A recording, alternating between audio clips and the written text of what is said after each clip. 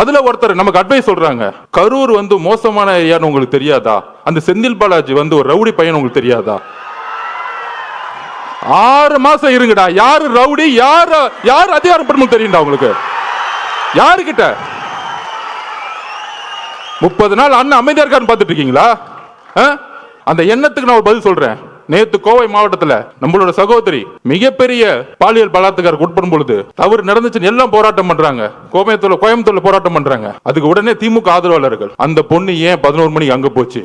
அறிவு இல்லையாடா திமுக காரங்களுக்கு? அறிவு இல்ல? நீங்க எல்லாம் பெண் குழந்தைங்க பெற்றிருக்கீங்களா இல்லையா? உங்களுக்கு அறிவு இருக்கா இல்லையா? பெண்ணோ ஆணோ எங்க வேணாலும் போகணுங்கிற சுதந்திரம் இருக்கக்கூடிய தமிழ்நாடு தலைவர் வந்த பிறகு மாத்து வர்றா.